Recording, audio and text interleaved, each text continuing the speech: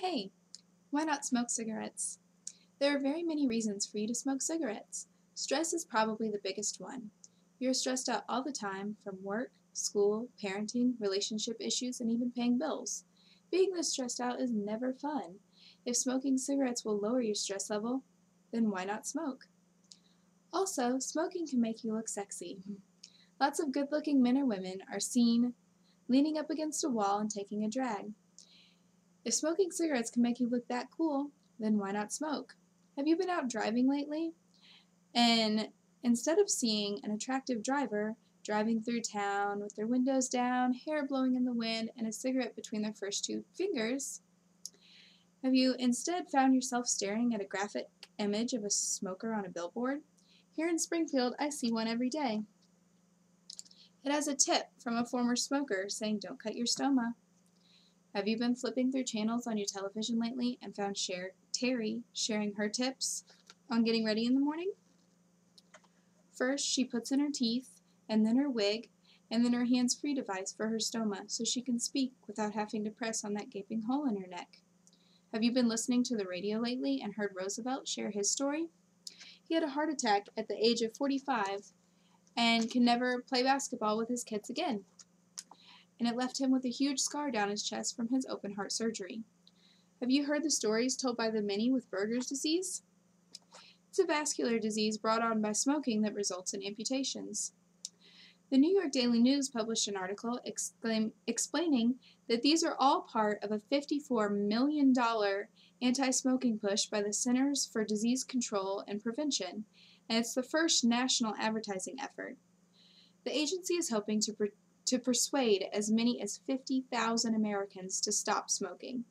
I'm going to try to help them with the speech I'm giving today.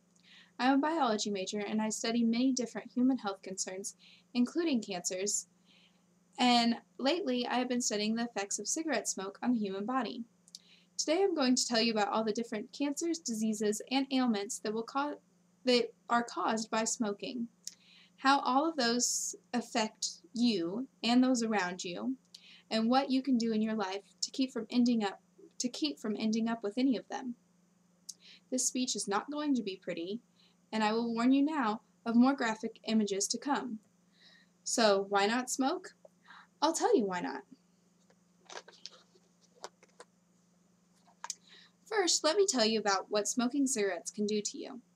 There are many different cancers, diseases, and ailments that are all caused by smoking.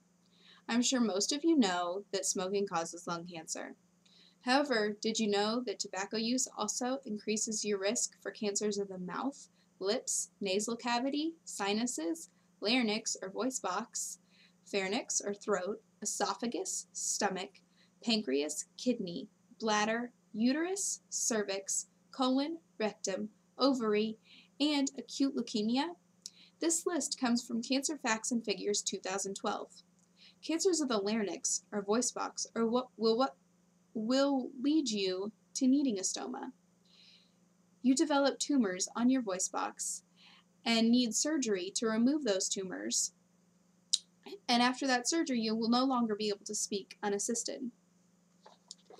Cancer of the mouth and lips will cause a big change in your life also.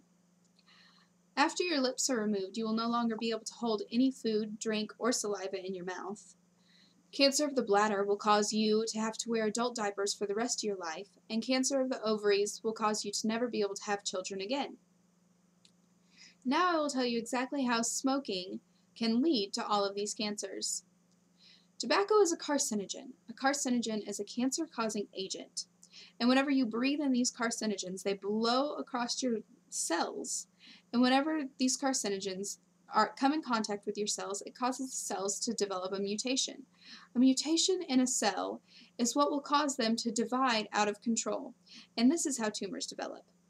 In addition to cancer, smoking also causes coronary heart disease.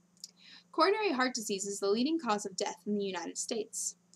Cigarette smoking causes reduced circulation by narrow blood vessels and puts smokers at risk of developing vascular disease that will lead to obstruction of the large arteries in the arms and legs that can cause a range of problems from pain to tissue loss or gangrene.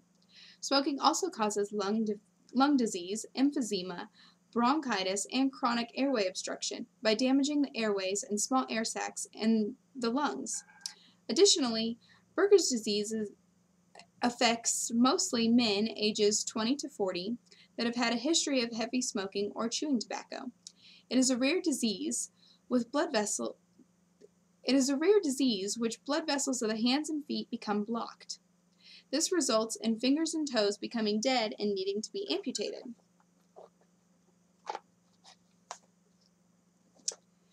After your toes and fingers go, and you continue smoking, your entire hands, feet, or arms and legs can follow. For smokers who are pregnant, it really affects your baby and can cause preterm delivery, stillbirth, low birth weight, and sudden infant death syndrome.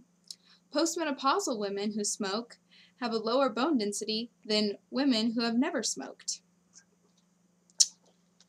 In the United States, tobacco use is responsible for nearly 1 in 5 deaths. This equals about 443,000 early deaths each year, as stated by Cancer Facts and Figures of 2012. Now I will tell you a little bit about what smoking can do to those around you. Your choice to smoke cigarettes is not only going to affect you, it's going to affect everyone around you. When you are stricken with any of the above health conditions, your loved ones will be the ones that will have to take care of you. Loved ones will be the ones that will have to take care of all your daily necessities, take over all of your responsibilities, and have to pay all of your medical bills or funeral expenses.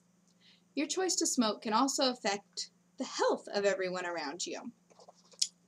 The U.S. Environmental Protection Agency, the U.S. Surgeon General, and the International Agency for Research on Cancer have classified secondhand smoke as a known human carcinogen, which is a cancer-causing agent. The U.S. Surgeon General estimates that living with a smoker increases a non-smoker's chance of developing lung cancer by 20 to 30%.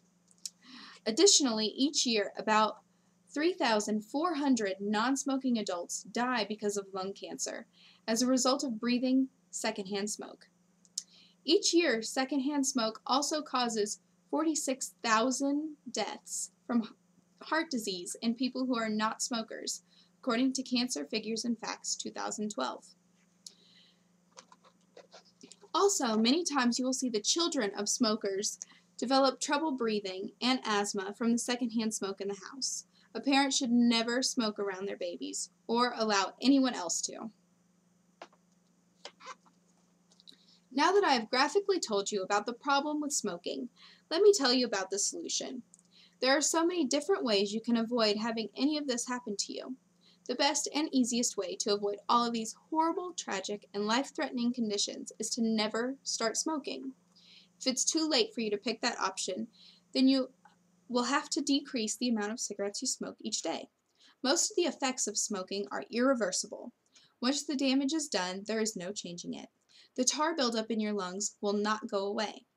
But the best thing for you to do now, to keep it from escalating into one of the conditions that I told you about, is start by simply cutting down.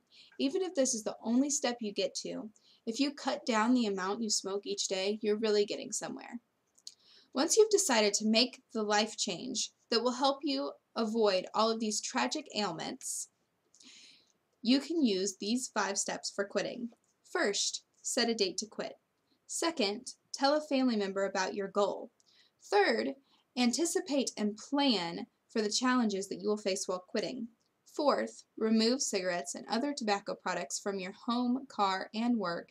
And the 5th step is to talk to your doctor about getting help to quit. Set, tell, anticipate, remove, talk. This spells out START, and that's what you need to do, is start today.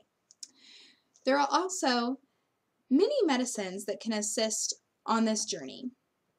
You can ask your doctor or visit smokefree.gov to figure out more about them. Additionally, there are many support groups designed to help you quit. But most importantly, you know what smoking can do to you, and you know what it can do to those you love the most. So please think about all of this, reflect, and start today. In conclusion, there are very many reasons for a person to want to take up smoking. But I hope that you all now know that there are far more reasons not to. I myself have a mother, a father, and a grandfather who smoke quite a few cigarettes every single day and have been for years because their life is rough and smoking lowers their stress. I would be absolutely heartbroken if any of my loved ones had to experience any of the conditions I've told you about here today, and I really just wish that they would realize that smoking doesn't keep you going, it really takes you away. The people who are hurt most by your smoking habit are the people who love you, because we will be the ones taking care of you when you no longer can. And all because when you were asked, why not smoke, you said, I don't mind if I do. So please, if you have never smoked a cigarette in your life, when you are asked that question, why not smoke, say, because I have people in my life who love me. And for those of you who do smoke, it is never too late to change a bad habit. And please always remember your answer to the question, why not smoke? Thank you.